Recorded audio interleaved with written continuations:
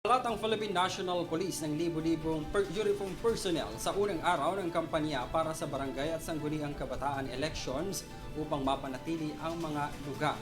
Kakibat man ito ang paalala ng PNP Chief sa kanilang tauhan na panatilihin ang maayos na maximum tolerance pagsasagawa ng mga checkpoint. Balita.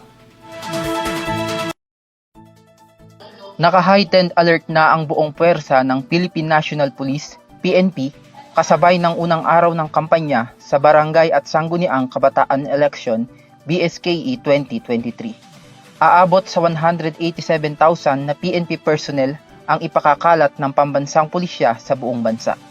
Ito ang inihayag ni PNP Public Information Office Chief Police Colonel Jean Pajardo kahapon sa kanilang punong balitaan sa Krame, kaugnay sa paghahanda ng kanilang puwersa upang mapanatili ang kaayusan sa nalalapit na BSKE.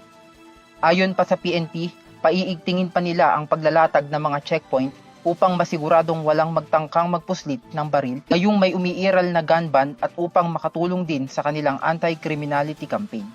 Mahigpit naman na inetasan ni PNP Chief Police General Benjamin Acorda Jr. ang mga tauhan nito na pairalin ang maximum tolerance at ang plain view doctrine sa pagsasagawa ng checkpoint.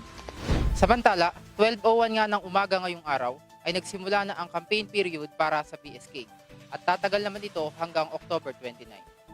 Para sa Your TV News, Joshua Crisostomo, sumasaludo sa bawat Pilipino.